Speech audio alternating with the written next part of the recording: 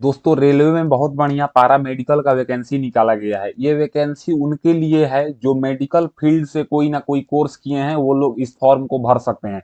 दोस्तों रेलवे जब भी वैकेंसी निकालता है तो इसमें लाखों लाख की संख्या में फॉर्म को अप्लाई किया जाता है। बहुत सारे स्टूडेंट का सपना है कि हम इंडियन रेलवे में जॉब लें। तो दोस्तों फॉर्म भरने में आपको जो भी डिटेल्स फिल करना होता है, जैसे कि पर्सनल डिटेल्स हो गया, ऑदर्स डिटेल्स हो गया, एजुकेशन डिटेल्स हो गया, ये सब आपका खुद का बेसिक डिटेल्स होता है जो कि आपको फिल करने में कोई परेशानी नहीं होता होगा। लेकिन जब बात आता है फोटो और सिग्नेचर अपलोड करने का, तो इसमें आपको प्रॉब्लम आ जाता है। ये इसलिए आ जाता है क्योंकि फोटो और सिग्नेचर में जो है ना, टर्म एंड कंडीशन होता है कि इसी टाइप का आपको फोटो अपलोड करना है, नहीं तो आपका फॉर्म रिजेक्ट कर दिया जाएगा। अगर हम पारा मेडिकल में जो फॉर्म निकाला गया है, इसका फॉर्म की हम बात करें तो आप लोग 17 अगस्त 2024 से लेकर 16 सितंबर 2024 के बीच में फॉर्म को अप्लाई कर पाएंगे। दोस्तों फॉर्म भरने का जो अप्लाई मोड है वो ऑनलाइन है। इसमें आपको एक फोटो अपलोड करना है। जो फोटो बोला गया है कि 6 महीने से ज्यादा पुराना फोटो नहीं होना चाहिए, और फोटो का जो बैकग्राउंड होना चाहिए वो व्हाइट कलर का होना चाहिए। और फिर यहाँ पे बोला गया है कि 320 पिक्सल इसका विड्थ होना चाहिए और 240 पिक्सल इसका हाइट होना चाहिए। फोटो जो होगा वो जेपीईजी या जेपीजी फॉर्मेट में होगा। फोटो का जो साइज होगा वो 30 केबी से 70 केबी के बीच में होगा। अब यहाँ पे अगर आप देखिएगा तो लिखा हुआ है sample of few rejection photo. अब इस पे अगर हम क्लिक करेंगे तो बताया हुआ है कि अगर आपके चेहरे पे बाल आ जाता है तो वो फोटो को हम रिजेक्ट मानेंगे। अगर आपका फोटो एक साइड से कटा हुआ है तो वो फोटो रिजेक्ट माना जाएगा। अगर आप चश्मा लगाए हुए हैं तो वो फोटो रिजेक्ट है। अगर आपके आंख पे बाल आ गया है तो वो भी फोटो रिजेक्ट है। बैकग्राउंड अलग अलग कलर का है तो वो भी रिजेक्ट माना जाएगा। ब्लर फोटो है वो भी रिजेक्ट है। उसके बाद यहाँ पे अगर आप सर पे यानी कि अपने माथे पे चश्मा लगाए हैं वो भी फोटो रिजेक्ट है। एक साइड कोई दाग आ गया है वो रिजेक्ट है। टोपी वाला फोटो रिजेक्ट है। आपको एकदम नॉर्मल बिना चश्मा, बिना मास्क, बिना टोपी का फोटो अपलोड करना है व्हाइट बैकग्राउंड का। तो ये अपलोड करने के लिए आपको जानना पड़ेगा कि कैसे हम फोटो को बनाएंगे ताकि मेरा फॉर्म रिजेक्ट ना हो। और बात करें अगर हम सिग्नेचर को, तो सिग्नेचर में बताया गया है, यहाँ पे आप देखिएगा, ब्लू या ब्लैंक इंक से आपका सिग्नेचर होना चाहिए। बोला गया है यहाँ पे 140 पिक्सल विड्थ और 60 पिक्सल इसका जो है ना हाइट होना चाहिए। 30 से 70 केबी के बीच में आपका सिग्नेचर होना चाहिए। तो सबसे पहले आपको फोटो को रिसाइज करना जानना होगा। तो फोटो पहले मुझे व्हाइट बैकग्राउंड में बनाना होगा। तो व्हाइट बैकग्राउंड में फोटो बनाने के लिए आपको गूगल पे नया टैब ओपन करना है और आपको सर्च करना है क्या, तो बीजी रिमूव आपके लिस्ट के सर्च करना है। जैसे ही आप बीजी रिमूव लिस्ट के सर्च करेंगे तो आपके सामने www.remove.bg का एक वेबसाइट आएगा। इसके ऊपर आपको क्लिक करना है। जैसे ही आप इसके ऊपर क्लिक करेंगे तो आपके सामने बैकग्राउंड रिमूव का जो ऑफिशियल वेबसाइट है, इसका इंटरफेस कुछ इस तरीका से है। ये खुलेगा। यहाँ पे आपको अपलोड इमेज के ऊपर क्लिक करना है। जैसे ही आप अपलोड इमेज के ऊपर क्लिक करेंगे तो आपको वो फोटो सिलेक्ट करना है जो फोटो को आप यहाँ पे अपलोड करना चाहते हैं। फॉर एग्जाम्पल के तौर पे मान लीजिए कि इस फोटो को हम यहाँ पे सिलेक्ट कर लेते हैं। ये फोटो जो है ना यहाँ पे लगभग ग्रीन बैकग्राउंड का है। मुझे बनाना है व्हाइट बैकग्राउंड। तो हम क्या करेंगे कि यहाँ पे बैकग्राउंड के ऊपर हम क्लिक करेंगे। अब देखिए बैकग्राउंड के ऊपर क्लिक करने के बाद हम कलर के ऊपर क्लिक करेंगे और कलर में यहाँ पे तीसरे नंबर में व्हाइट बैकग्राउंड है तो इसको हम सिलेक्ट कर लेंगे और डन करेंगे। डन करने के बाद हम यहाँ से डाउनलोड करेंगे। अब जैसे ही हम डाउनलोड करेंगे आप देख सकते हैं 155 केबी का मेरा ये फोटो डाउनलोड हो गया है। लेकिन मेरे से मांगा गया है क्या, तो 30 से 70 केबी का मांगा गया है। तो अब मुझे गूगल पे एक और इंटरफेस ओपन करना है जिसका नाम है आई एम ए रिसाइजर। तो आपको गूगल ओपन करके और लिखना है क्या, तो आई एम ए रिसाइजर लिख के आपको सर्च करना है। जैसे ही आप आई एम ए रिसाइजर लिख के सर्च करेंगे तो आपके सामने यहाँ पे आएगा ये वेबसाइट। आपको इस वेबसाइट के ऊपर क्लिक करना है। जैसे ही आप इस वेबसाइट के ऊपर क्लिक करेंगे तो आपके सामने कुछ इस तरह का इंटरफेस खुलेगा। इस इंटरफेस में यहाँ पे आप देखिएगा तो एक नंबर में है रिसाइज और दूसरे नंबर में है यहाँ पे चेंज फाइल साइज और तीसरे नंबर में है यहाँ पे क्रिएट कस्टम लिंक। तो हमको यहाँ पे चेंज फाइल साइज वाले पे क्लिक कर लेना है। इस पे क्लिक करने के बाद यहाँ पे आएगा रिसाइज इमेज इन केबी और एमबी। अब हम यहाँ पे सिलेक्ट फाइल के ऊपर क्लिक करेंगे।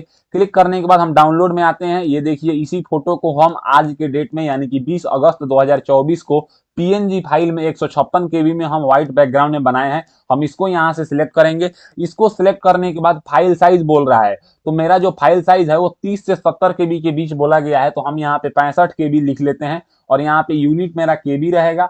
फॉर्मेट यहाँ से जेपीजी रहेगा, इसको हम रहने देंगे। नीचे आएंगे, नीचे में यहाँ पे अब देखिएगा तो कंप्रेशन सेटिंग के ऊपर आपको क्लिक करना है, और इसको क्लिक करने के बाद पहला ऑप्शन है चेंज रिसोल्यूशन और दूसरा है चेंज क्वालिटी। तो हम चेंज क्वालिटी के ऊपर क्लिक करेंगे। अब चेंज क्वालिटी के ऊपर क्लिक करने के बाद यहाँ पे इमेज रिसोल्यूशन आ गया, तो मुझे विड्थ सेट करना है। तो विड्थ मेरा हो गया 240 और हाइट मेरा हो गया कितना, तो 320। एक बार हम देख लेते हैं कि यही बोला गया है कि अलग बोला गया है।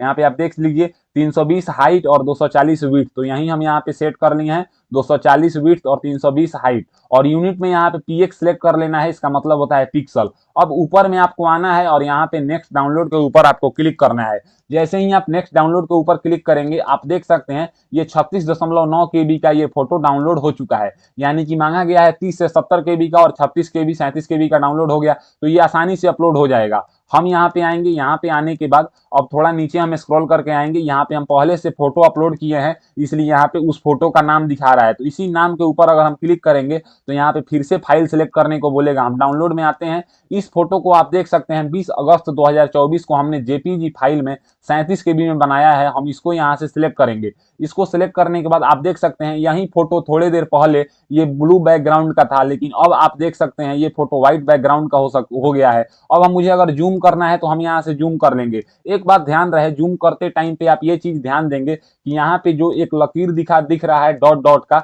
इस लकीर के ऊपर आपका फोटो का अगर सर जा रहा है या साइड से जा रहा है तो इसका मतलब वो फोटो एक्सेप्ट नहीं किया जाएगा। तो इस तरीके से आपको करके और सही के निशान के ऊपर टिक करना है। जैसे ही आप सही के निशान के ऊपर टिक करेंगे तो ये जो है ना थोड़ा देर वेरीफाई देगा, और वेरीफाई करने के बाद आप देखिए मेरा फोटो बदल चुका है। अब मुझे ये फोटो अपलोड दिखा रहा है, पहले कोई और फोटो दिखा रहा था। अब मुझे सिग्नेचर अपलोड करना है जो कि 30 से 70 केबी का, और बोला गया है 140 पिक्सल विड्थ और 60 पिक्सल हाइट। फिर से हम इसी वेबसाइट पे आएंगे। यहाँ पे आने के बाद हम अपलोड न्यू फोटो के ऊपर हम क्लिक करेंगे। क्लिक करने के बाद हम चेंज फाइल साइज में ऑलरेडी हैं। अब हम क्या करेंगे कि यहाँ पे सिलेक्ट फाइल के ऊपर हम क्लिक करेंगे। क्लिक करने के बाद अब मुझे एक सिग्नेचर सेलेक्ट करना होगा। तो जैसे मान लीजिए कि मुझे ये सिग्नेचर अपलोड करना है, तो इस सिग्नेचर को हम यहाँ पे सिलेक्ट कर लिए। सिग्नेचर सेलेक्ट करने के बाद सिग्नेचर का जो केबी है यहाँ पे 70 केबी मांगा गया है, तो हम कर लेते हैं यहाँ से 69 केबी कर लेते हैं। यहाँ पे यूनिट केबी है और फॉर्मेट जेपीजी है, ये सही है। नीचे आएंगे और नीचे आने के बाद यहाँ पे विड्थ बोला गया है क्या, तो 140 बोला गया है विड्थ, और हाइट बोला गया है क्या, तो 60 पिक्सल बोला गया है हाइट। ये कर लेते हैं। यूनिट यहाँ से पिक्सल है, रहने देंगे। फिर हम ऊपर आएंगे। ऊपर आने के बाद यहाँ पे नेक्स्ट डाउनलोड के ऊपर हम क्लिक करेंगे। अब जैसे ही हम नेक्स्ट डाउनलोड के ऊपर क्लिक करेंगे, ये मेरा जो इमेज है यानी कि सिग्नेचर का फोटो है, ये 7 केबी मेरी साइज हुआ है, और मुझे बोला गया है 30 से 70 केबी के बीच अपलोड करना। तो ये तो अपलोड होगा नहीं क्योंकि 30 केबी से कम है।